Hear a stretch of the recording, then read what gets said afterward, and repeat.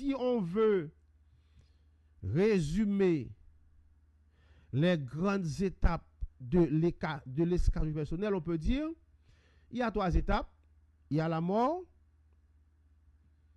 physique, première étape, l'état intermédiaire, deuxième étape, et le jugement, troisième étape.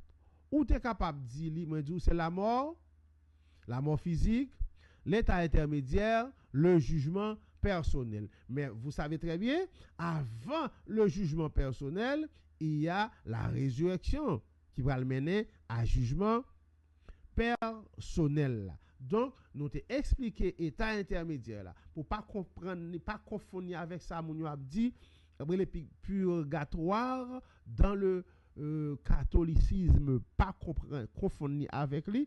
Le purgatoire n'est pas biblique, mais il y a une explication pour l'état intermédiaire parce que lorsque je dis, les chrétiens ceux qui sont morts en Christ maintenant, où sont-ils?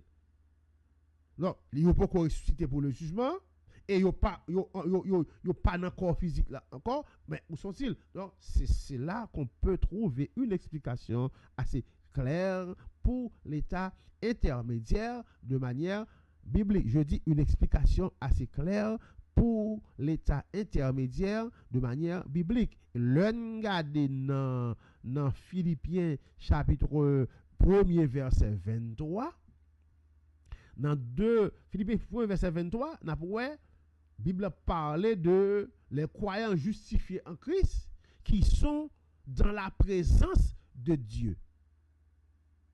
Et pourtant, ceux qui ne connaissent pas Christ tout en étant dans leur corps physique et après la mort, ils sont tous dans un lieu de tourment, dans un lieu séparé de Dieu. Dans un lieu séparé de Dieu, selon Luc 16, 23 à 26. Et l'histoire dans ce texte, c'est l'histoire, parabole dans le texte, c'est parabole de Lazare ainsi que l'homme riche. Et comme conclusion que moi t'ai dit, dans ça,